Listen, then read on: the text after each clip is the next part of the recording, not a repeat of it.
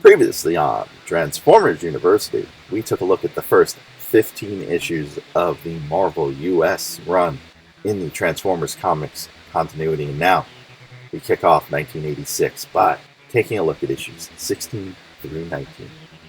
We delve deeper into the Transformers mythos right now on Transformers University.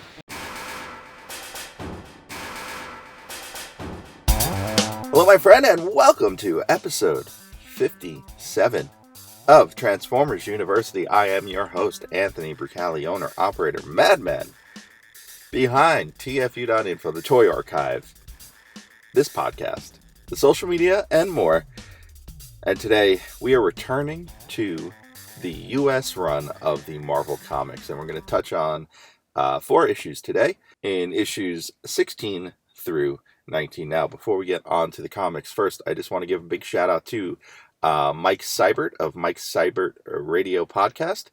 He joined the Patreon at the super senior level and is now part of our student body there, which is now up to 18 patrons. And at 25, we hit our first major milestone, and I will go back and start re-editing a few of these episodes into full-fledged video editions front to back. So, that said, one more thing about the Patreon. If you aren't on the Patreon, please swing on by to patreon.com/TFU.INFO. You can sign up for as little as $1 a month. That means if 7 more of you sign up at $1 a month, I have to go through with the first milestone goal. And you can sign up for more. I certainly won't argue with you. But that is where you can do it. And one more thing, I just want to give a shout out to all of our sophomores and above.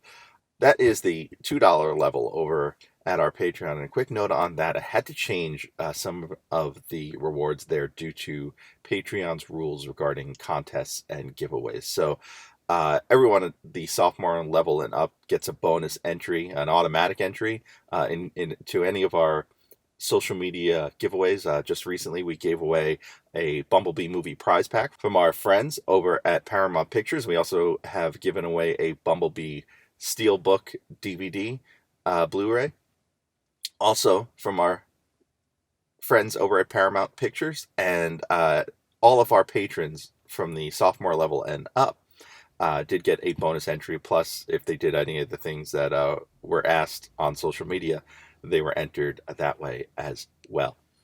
Now, if you are on the social media and you are a sophomore or higher, you still get those bonus entries. I just can't write it on the Patreon because it is against Patreon's policies, but it's not against mine. So that is one thing. It's a little secret reward for all of our patrons at the $2 and up level. Now, and that's enough Patreon talk for now. We are going to get into these issues. We're going to start with issue 16. This one has a really sweet cover by Herb Trimpe, and it's called Bumblebee's Last Stand. If you've seen the cover, it is Bumblebee getting shot up by a bunch of Decepticons, holes through them. It's a really dramatic cover. And this one takes place just before, if you heard our last episode, which was on the Marvel UK side of the Transformers comic stories, this one takes place just before all of the events we covered last issue. The rest of the stories we're covering today take place just after all of the events we've covered last episode. Now, something to note about this issue, it is a fill-in issue. Now, if you're not familiar with a fill-in issue in Marvel, every so often the production teams get a little bit behind, or something happens where deadlines cannot be met, and so some of the assistant editors, some of the people in the Marvel bullpen who are working their way up, they get a shot to do a book. They get a shot to write or draw or whatever it may be. And this particular comic features a ton of future Marvel legends, future comic book legends, really, on this one. So the writer for this issue is Len Kaminsky. He was the writer on the Avengers and Iron Man throughout the 90s, a big chunk of the 90s. He was co-creator of War Machine with Kev Hopgood, who we talked about in the previous Marvel Comics episode. Pencils on this issue by Graham Nolan. Now, Graham Nolan was a longtime artist for Marvel and DC and created a supervillain for DC known as Bane. So yes, he was the co-creator of the Batman villain, Bane. Inks here by Tom Morgan, also a longtime artist for Marvel and DC. Letters by Bill Oakley. He was the letterer on the first 2 volumes of Alan Moore's The League of Extraordinary Gentlemen. And Bill Oakley has since passed in 2004, but it's interesting to know. So he could not afford health insurance due to pre-existing condition laws that existed in the United States at the time. So he was penciling up until his death, from his deathbed, while he was suffering from cancer in 2004. So he was still working from his hospital bed until he passed away at the young age of 39. Finally, the rest of the group, a bunch of familiar faces here. Colors by Nel Yomtov, edits by Mike Carlin, and your editor-in-chief is Jim Shooter. Now, this book opens with a splash page of Bumblebee the toy, kind of done as like a spec drawing seen on a computer. And that was done by Elliot Brown. And Elliot Brown was kind of Marvel's technical drawing artist in the 80s and 90s. So he drew a book such as Punisher Armory that kind of broke down all of his weapons. He drew the Iron Manual, which broke down how the suits work. So if there was a book that covered anything like that, and I know they did them for the X-Men, they did them throughout the 80s and 90s for Marvel, it was probably Elliot Brown drawing those. So this book starts with the computer scan of Bumblebee, as we mentioned, and it is his toy design. And Shockwave is planning to control Bumblebee with electro calcinator module. This is used in his brain to control him because the Insecticons have not shown up in the U.S. book yet, so you do not have Bombshell and his Cerebro shells. Back at Autobot headquarters, Optimus is watching the news and fears that Transformers may be interfering too much with humanity, and then wonders where Bumblebee is. Bumblebee is outside, kind of watching what Optimus is doing, and is incredibly paranoid. And in his self-loathing, he decides to run away from home. During that course of running away, he is spotted by Laserbeak, and Laserbeak's name is misspelled with a Z. The Decepticons attack. Laserbeak, Buzzsaw, the Seekers, and Shockwave, and Bumblebee takes a beating. He gets shot up and flees and hides in a used car lot in vehicle mode. Does this sound familiar? It makes me wonder if this book itself wasn't part of the catalyst behind the scripts for the original 2007 Michael Bay film. Later that night, Bumblebee gets stolen by a couple of thugs, I guess is the best way to call it. But he's not at full power, and while he's not at full power, he can't transform, and he can't talk. Bumblebee can't talk. Where have we seen that before? Alright, so from here, the Autobots see the attack on the news, and they head out to the rescue. While Bumblebee is being driven around by these thugs, they end up in a drag race with someone on the street, and Bumblebee wins. So his Volkswagen Beetle beats out a very fancy sports car. The thieves that we meet are named Waldo and Ernest. They take Bumblebee to a garage, and they end up fixing Bumblebee enough so that he can recharge. In their course of tinkering around inside of him. So Bumblebee gets attacked by the Decepticons again, and the police and the military now begin to join the chase. The Decepts shoot down a military plane, and Bumblebee transforms to take on the Decepticons. The Autobots intervene with the police, alongside of the police, I should say, and scare off the Decepticons, and Bumblebee realizes his home is with the Autobots. And the end. So it's a story that doesn't have much repercussion within the continuity. You can go from issue 15 to 17 and not really have missed anything. And that's kind of the point of a fill-in issue. It's to kind of tell a one-off story that can live outside of the numbering system for the most part. So that takes us to issue 17, The Smelting Pool.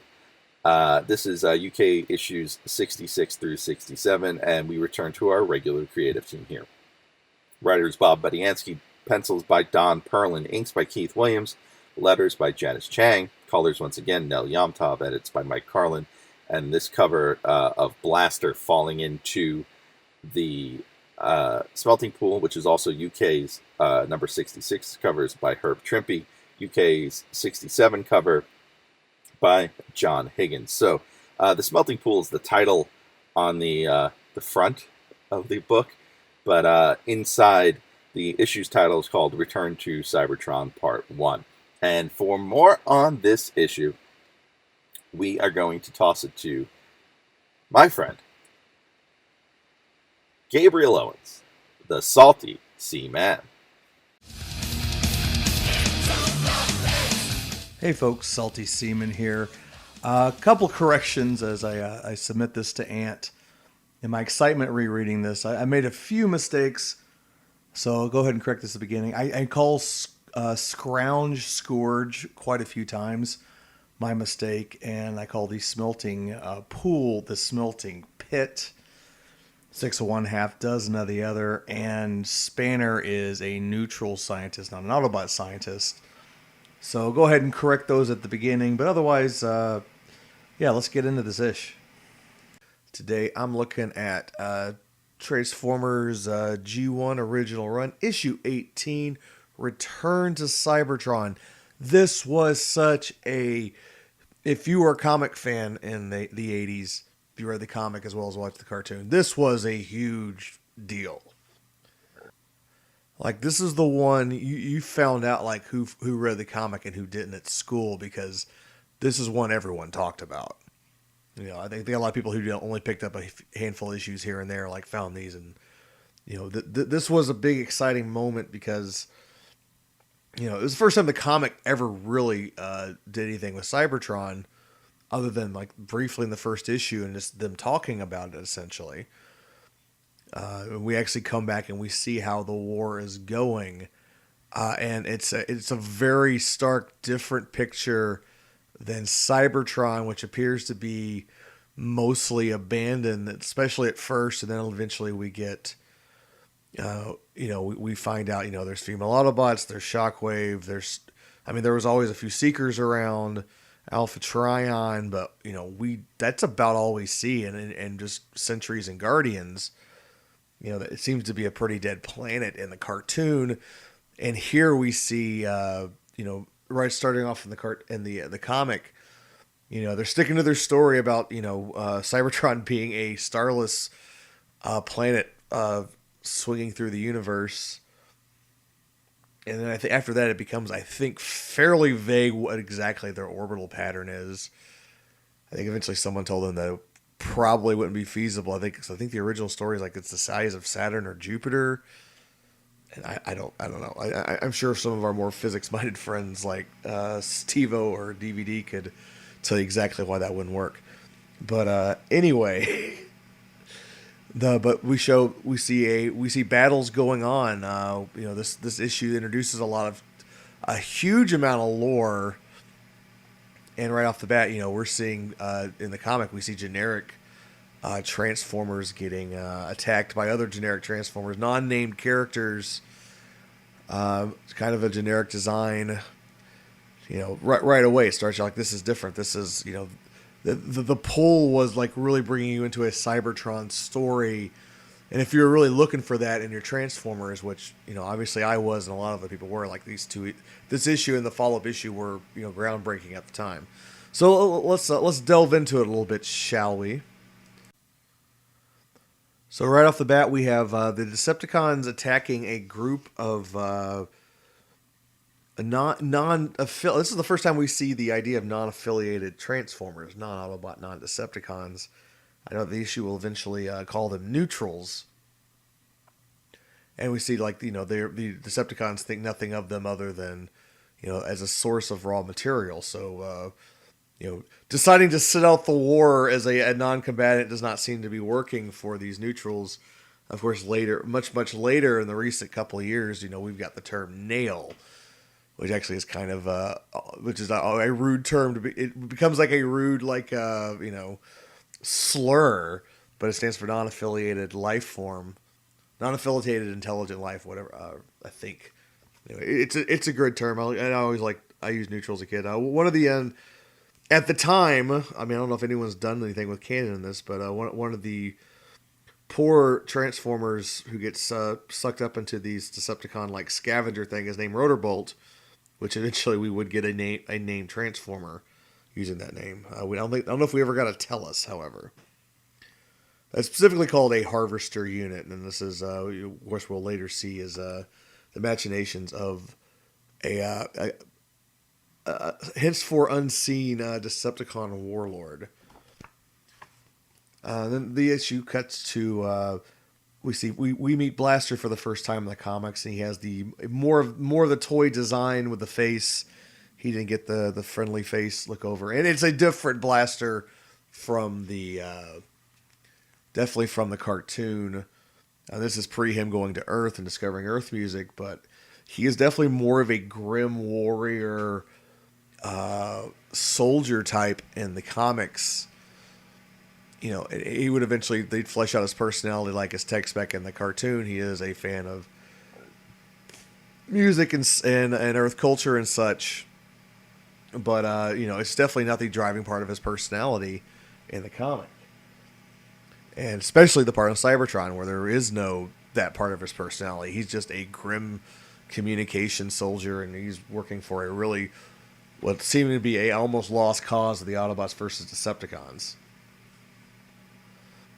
We see Blaster witness Decepticon attack on the on a non-affiliated bot here. He's just shooting at him for fun, being cruel. He also names him a Decepticon Hunter Seeker Skyship, which is a big mouthful. But another early use of the term Seeker, at least in there, and Hunter Seeker was also used in the earlier issues, and I think some advertising, which is why the fandom eventually used the term Seekers, and which is still used to this day, both officially and unofficially. Blaster decides to be a good Autobot and interfere, and blasts him. We see his gun, the Electro Scrambler, which he uses more for its stated powers in the comic than I think in the cartoon. He uses it once or twice as advertised, and otherwise it's just he's a dude with a blaster. Haha. But very nice. He scrambles the Decepticon, crashes him, saves the little dude. He goes about his business. In the meantime, Blaster's been waiting for this guy, his Autobot partner, this dude named Scrounge. This is very interesting how, in the bigger picture, what a big kind of fan favorite character he had. He only exists until very recently in this, I believe, in this one issue of Transformers G1. Maybe some of the later comics brought him in. None that I'm aware of. I mean, Ann can correct me if I'm wrong there. But yeah, he did recently get a toy in the, I believe it was the Aerial Bots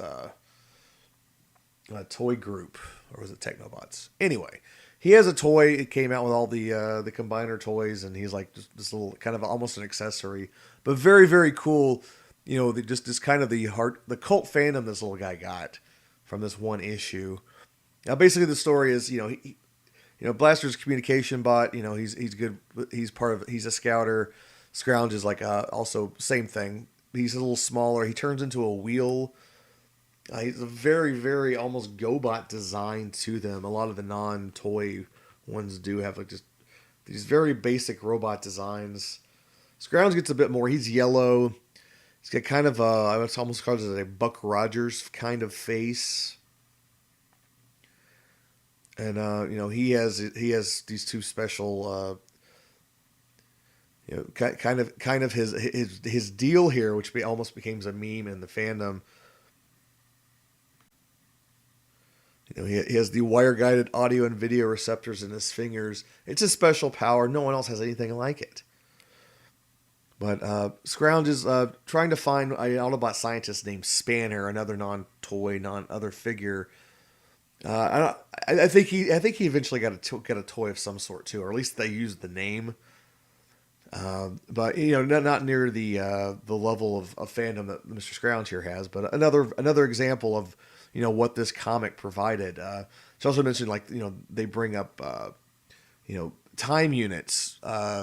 Never get used anywhere outside, I think, the G1 comic, but Vorns and Breams. Breams is a time, time, and Vorns are years. And there's like an equivalent math in the comic you can go look up if you want to actually calculate Vorns and Breams versus minutes and years. So he's spying on him. We get Shrapnel working with a couple of generic Decepticons.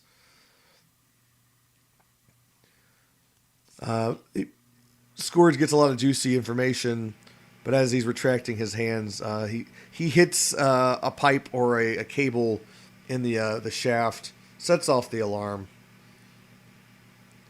Reports back to Blaster. He says he's got some great information. The information we'll get to in a minute, but it is, this is very important. He's trying to get back to Blaster.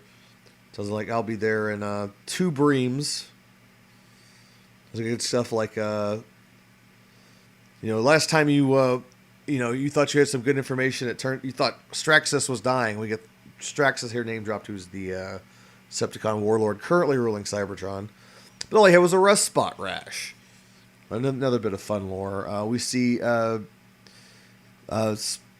Scourge goes through kind of the bad part of town in Cybertron, Dead End. Home of the Empties, Polyhex's most wretched citizens, and it's basically like homeless and beat up bots just kind of hanging around. And then Shrapnel finds him and captures him. Blaster kind of weirded out. He doesn't show up and doesn't call. He returns to his hidden Autobot base. It's hidden under a bunch of garbage, so you can tell how good the Autobots are doing at this point. And then we get kind of a new character roll call here, new to the comics. Power Glide, Cosmos, Sea Spray, Warpath, Beachcomber, and the leader of the Autobots, Perceptor, which is that's an odd pairing. Perceptor says, Blaster wants to go find Scourge. Perceptor says, "Nuh-uh, we got better things to do and go find that idiot who, says he has something important and it never turns out to be true. He probably got caught by the Decepticon." Perceptor is callous and mean. He's just he's blasting on Scourge as being kind of useless. He doesn't believe anything he has is worth its time. He's probably already dead. I'm not wasting my good warriors on him. Wow. What a dick Perceptor kind of is in the comic. So Blaster doesn't really listen. And of course he ends up, he's going to go find Scrounge. Now here comes one of the big, I think one of the I don't think they return to it enough in the comic, just the idea of the smelting pit, which is what we get here. And it's basically, they are literally just, it is a horrific sight. These are living beings. These harvesters just scooping up bodies and they're not just going after raw material. They go after living creatures and dump them in here and melt them down to their component parts. It seems mightily wasteful just to have this giant pit, but what do I know? We go by and see this horrific Holocaust going on. Shrapnel brings in Scrounge, who ends up in front of Straxus again, non-toy character. You see the characters that you knew weren't going to be around long. You kind of figured out because you know they didn't have toys. Spanner, Scourge, Straxus here, but we meet a handful of new Decepticons: Ramjet, Dirge, Thrust, and the rest of the Insecticons. We see Straxus just straight up kill some dudes for no apparent reason. And then we get Straxus briefly interrogating Scrounge, rips off his special arm that there's no other like it. He says, now there's none like it. He crunches the arm, leaves it on the floor. Shrapnel takes Scrounge off to go to the pit. We get the, it looks like the Autobots are coming along. They're asking people in Dead End. They've seen the guy. They bribe a bum. He tells them, Shrapnel took him off. Shrapnel captured him, took him off to Darkmount. I think this is the first issue that Darkmount is also name dropped in. It would show up again later in different comics or different canon. Perceptor's says, no way, we're not going near that place. Blaster says, nope.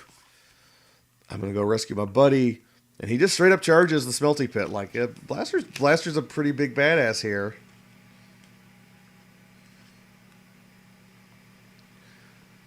We get a bit of Straxus talking to Shrapnel. They got Blaster hostage here. They send him to the smelting pit. Where do he wants to go? And he's determined not to actually fall and grasp the sides. He eventually finds a lip to walk along. Seems like a poor design as well. Finds Scrounge. Scrounge is like, nope, I'm dead. Might as well go. Or Scrounge is like just barely, just a torso, an arm, and a head. Powerglide comes to the rescue, says like, hey, I'm not going to let you hang back here, get screwed. Drops down a lifeline. He tries to pull out Scrounge. To no avail, he loses his grip. But Scrounge manages to get the data tape to Blaster the last minute as he slowly dies in this was a... Man, this was some hard-hitting stuff at the time. We cut back to the Autobots have been holding... the rest of the Decepticons at bay. We got Cosmos, Sea Spray, and Warpath. We get a weird shadow here. I guess that's kind of weird. I guess it's Beachcomber is silhouette at the bottom of one of the pages. We see all the Autobots flying away to in their Cybertronian modes. Beachcomber kind of looks like Cup in silhouette. That's pretty interesting. We get also the new Decepticons come flying at them. There's a big battle. Blaster manages to defeat them, using their own slag from the smelting pit on them, and they manage to escape with the information. Perceptor pops it in, and it's Soundwave's message that he sent off from Earth in issue 10, trying to get a hold of the Cybertronian Decepticons. Which, it's always like, hey, this is Earth. We want to plunder it, blah, blah, blah. Megatron's down here. But unfortunately, we got a problem. Optimus Prime and a bunch of Autobots. So, of course, there's a great celebration. The great Optimus Prime lives. This is, it proves the Scrounge's worth. His last mission did provide, some of the best information they could have got. So, really, really fun issue, really, really intense. I guess it would have been 9 around when this came out, and I read it. I think I read it in digest form. I think I missed the original issues when they came out. So I think I read this they came out like a digest with both issues. And I'm reading it over and over again. I just couldn't believe the for me at the time, there's kind of the maturity of the storyline. It's really death and destruction and war, and the planet's so dark. You have these characters in the cartoon are kind of bright and bubbly and kind of funny. Blaster and Perceptor and whatnot, and they're hardened warriors. On Cybertron, we get Straxus, and so much. This issue would create so much lore in the Transformers that's still used to this day. I'm sure Ant will cover what I missed there, but one of my favorite issues as a kid. Still a little shocking going back and rereading some of the stuff they did in that. Definitely one of the better Budansky issues, I'd say, and its follow-up. That's all I got. Back to you, Ant. And you can catch Gabe's channel, The Salty Seaman, over on YouTube. Please go check him out. It's a lot of fun. So, a couple things he touched on that I just want to continue on with. Time. So we talk about Breams and Vorns. One Bream is 8.3 minutes. So that is 8 minutes and 20 seconds. So when Blaster says he's been waiting for 12 Breams for Scrounge, that is 99 minutes and 40 seconds. Vorns equal 83 Earth years. So one Vorn is 83 years. When they talk about 50,000 Vorns, we're talking about 4.15 million years. Scrounge does transform into a wheel and radios to Blaster. We do get a bit of geography here at Polyhex. The Decepticon fortress is Darkmount. That is where the smelting pool is. And we also get a bit of brutality from Straxus. Straxus actually cleaves two empties in half when they ask for mercy. Another thing to note, when Powerglide arrives to rescue Blaster, he is in his Cybertronian form, as are the rest of the mini-bots, as Gabe mentioned. And yeah, I wrote down too that Beachcomber really does look like Cup in his Cybertronian vehicle mode, but these are ones that often get forgotten when we talk about Cybertronian modes. Often it's the characters from the first episode of More Than Meets the Eye in the original cartoon series, first three-parter, but there are a whole bunch here in the comic as well. Now, finally, it's worth noting a number of these characters from this particular issue have gotten toys over the years. Straxus got a figure in the Generations line and actually appears currently in the Transformers Earth Wars game in that same body. Ferrak was a BotCon exclusive figure made from the Universe Cyclonus toy. And Scrounge, which, by the way, I trolled the BotCon survey with every year from like 2004 on to do a BotCon exclusive Scrounge, because I just thought they're never going to do this. And they didn't. But Hasbro did, as part of the Combiner Wars Computron gift set. They took a Cosmos figure, put the Scrounge head on it, painted it yellow, and instead of being a flying saucer, he was a wheel, because you just turn it on its side. And that wraps up issue 17. And that takes us to part 2 of Return to Cybertron. Issue 18 of the Marvel US comic, part 2 of Return to Cybertron, known as The Bridge to Nowhere. Written by Bob Budiansky. Pencils by Don Perlin. Inks by Keith Williams and Vince Coletta. And we got to talk a little bit about Vince Coletta. This is his first time on Transformers book. And he is a famous Silver Age inker. I should say he was. He did pass away back in 1991. He was a very famous Silver Age inker, notable for working with Jack Kirby. This includes inks on Fantastic Four Annual Number 3, which was the wedding of Reed Richards and Susan Storm, and also a run on Thor with Kirby, where I believe Hercules was introduced for the first time. But he was a very well-known and very often used inker at Marvel. And the reason he was used a lot was he was known for being very fast, even at the expense of the art, sometimes erasing or taking out pencils that were in the background of some of these images. Some saw it as lazy, such as artist Steve Ditko, who could not stand Vince Coletta. So much so that when he would get free comics at the Marvel office, the books are always there, and Ditko would actually read what was there. That's how you catch up on everything. And anything that Coletta inked, he would put in the garbage can and made sure that Stan Lee would see them. But from Coletta's perspective, and some people would understand this, that the implications of being on time were much more important, because if the book is stalled, or if the book is late, the book is not getting to the colorist, it is not getting to the letterer, both of which have to do their work in order to get paid, in order to put food on the table for their families, etc. He was also very close with editor-in-chief Jim Shooter.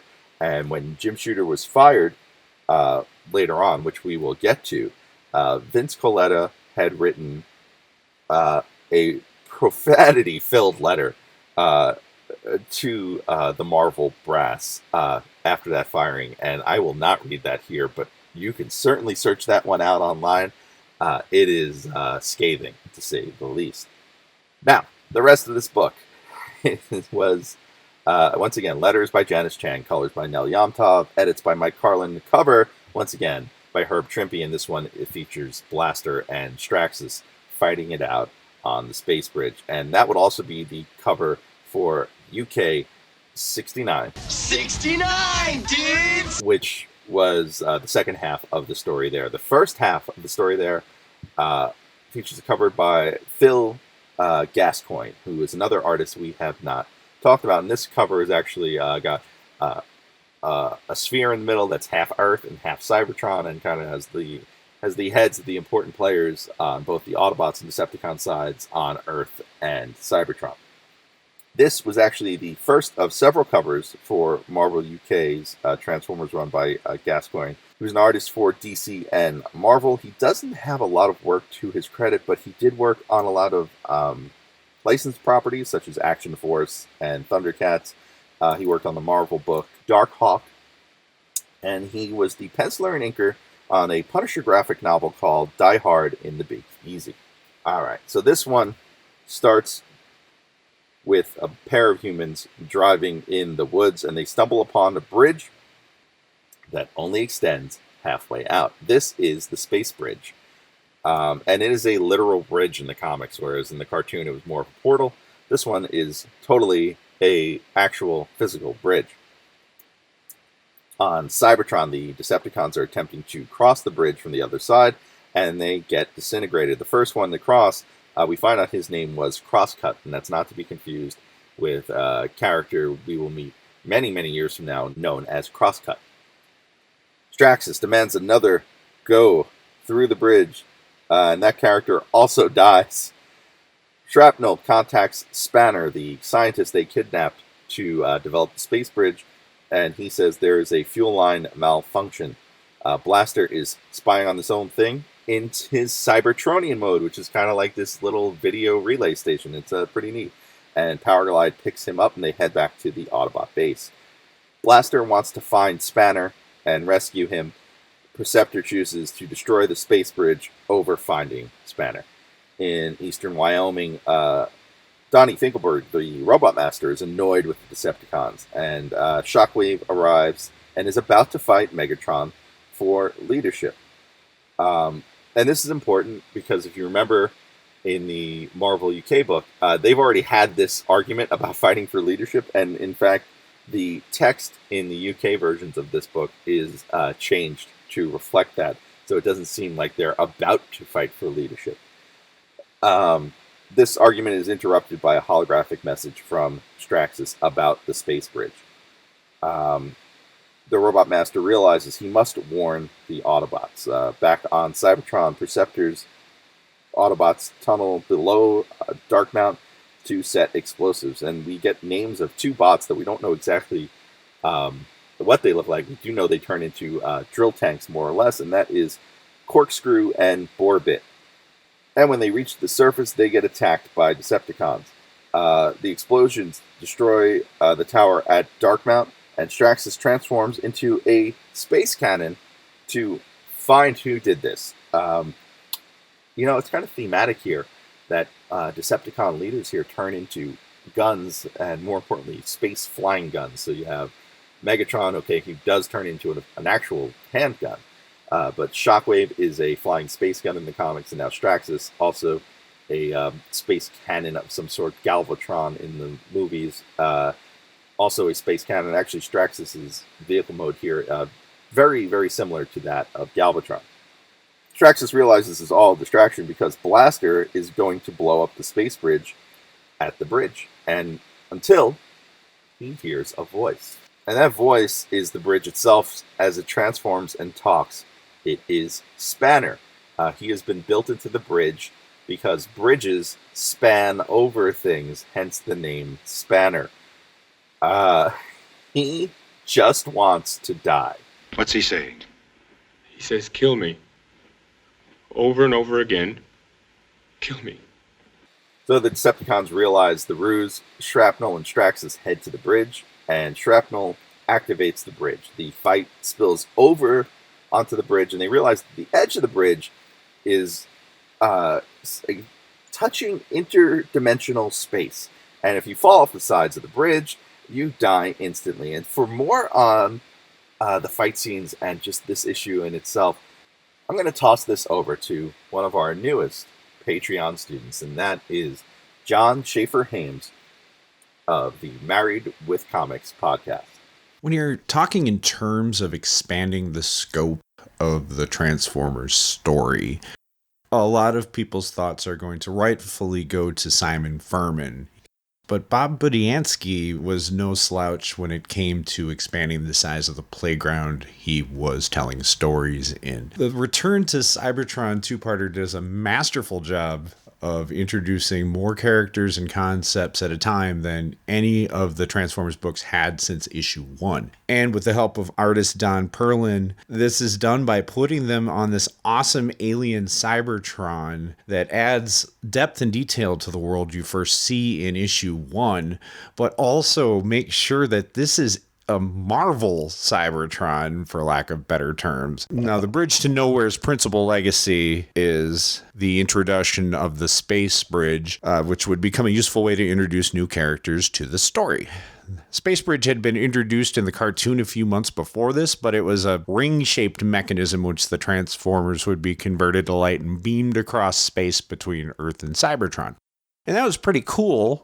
But in the comics, we had an actual bridge. It was metal and huge, and characters would drive from one end of it on one planet and come out on another planet. It went through dimensions, and the dimensions it went through were these swirly Ditko-scapes that would have been right at home in a Doctor Strange comic, and it would arrive in a giant Kirby crackle, which would be right out of a Fantastic Four comic.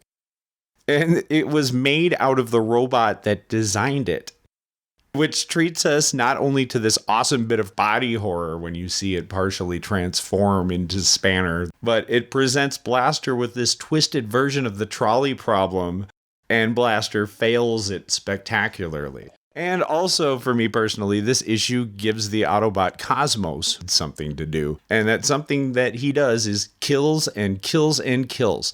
The little UFO bot has a body count of 7 Decepticons, all of which shot in the head. I bet you had no idea how vicious that little guy could be. And Cosmos really is badass in this issue. And you can catch John and his wife Maggie on their podcast, Married with Comics. They also have a Transformers-themed podcast called The Rod Pod, where they are discussing Phase 2 of the IDW Transformers universe. The Straxus and Blaster showdown on the bridge. Blaster lures Straxus to hit the fuel line on the bridge and causes the bridge to separate. Blaster then kicks Straxus into interdimensional space, and Straxus apparently explodes.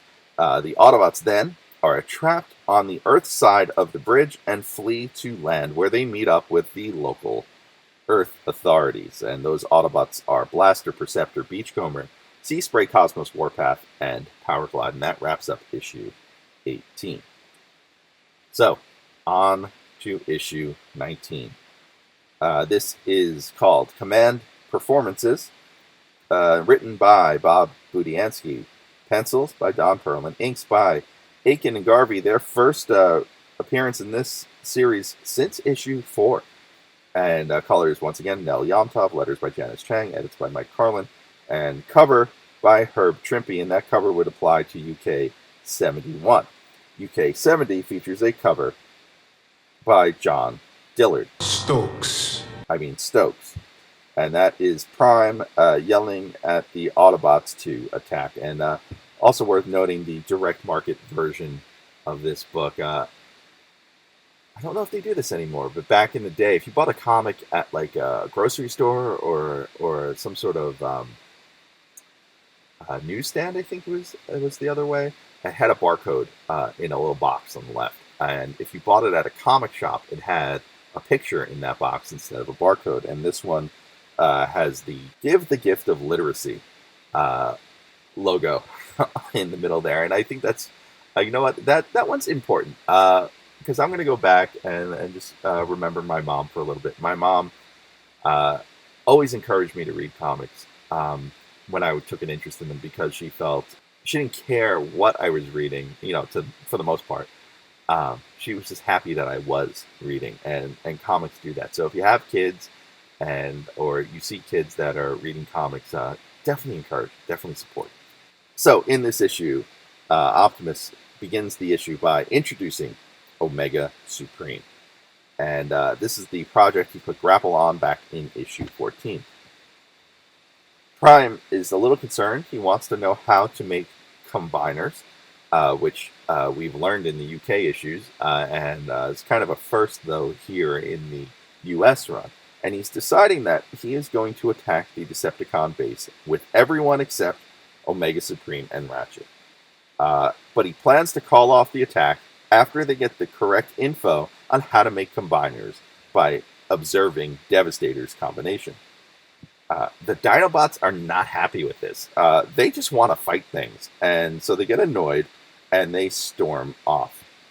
And once again, this is some dialogue that gets changed in the UK version.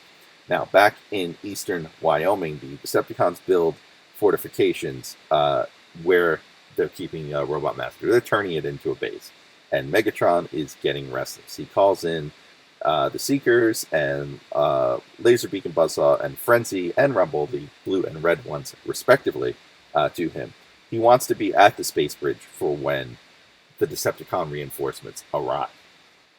The Autobots, they roll into Wyoming, and while they're there, Skids actually gets into a minor fender bender with a Lamborghini and drives away, and the driver of the Lamborghini is not happy and chases the Autobots.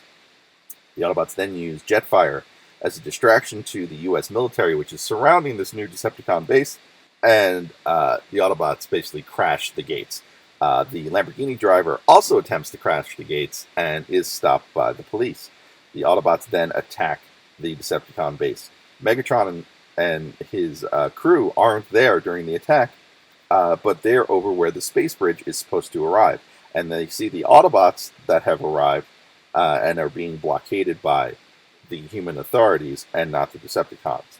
And Megatron is not happy. Then Shockwave radios them to return, but Megatron realizes that if all the Autobots are attacking the Decepticon base, that means the Ark is unguarded. So, at the Decepticon base, the Constructicons form Devastator, as the Autobots had hoped, and Bumblebee records the whole thing. Mission accomplished. So, the Autobots then retreat, and in the confusion, Robot Master Donnie Finkelberg escapes. Ravage begins looking for him. And then we cut back to the Ark, where the Decepticons who are attacking are greeted by Omega Supreme. And this does not work out well for the Decepticons. Omega Supreme instantly shoots down Skywarp, then vaporizes Rumble and Frenzy, the red and blue ones, respectively. He crushes Starscream in his hands. He shoots Laserbeak or Buzzsaw. I'm not entirely sure which one it is because of the coloring with his head cannon. He then crashes Thundercracker and then shoots Buzzsaw's wing. And that one is correctly colored. Laserbeak swoops in and saves Megatron, and the two retreat. Back at the Decepticon base, the Autobots are making their exit. The angry driver, he charges at Skids, seeing him drive back, and at the same time, Ravage, out looking for the Robot Master, shoots Skids with a missile. Skids gets hit, falls into a ravine, and the Autobots, they abandon him. So once again, no matter what continuity you're in, Skids somehow gets forgotten. Megatron resumes sole command of the Decepticons, and Optimus realizes that he didn't factor for humans in his plan. But he has 6 Decepticons in, quote, cold storage, that being the 3 Seekers and 3 of the cassettes. Skids left behind, and to be continued. And that will wrap up issue 19 of the Marvel US Comics. We meet Omega Supreme. I used to keep this one on my wall as a kid because the cover is just really cool. And there's a lot of dead Decepticons in this one, which, again, it's a bit of a contrast to the cartoon, especially since such major characters are removed from play fairly quickly in the book's run. So that'll wrap up this episode of Transformers University. You can catch me on all of the social media. Twitter at TFU_info, Facebook at facebook.com/TFU.INFO, Instagram.com/TFU.INFO. You gotta subscribe to our YouTube channel, youtube.com/TFU.INFO. And of course, if you want to be part of the Patreon, we are just 7 subscribers away from hitting our first goal. And that is over at patreon.com/TFU.INFO. Next time on the show, we're going back to the cartoon. We're going to start season 3, but we can't start season 3 without first meeting the cast. So we will meet the new cast of season 3 next time on Transformers University. Until then, I am your host, Anthony Brucali, owner, operator, madman behind TFU.INFO. See ya.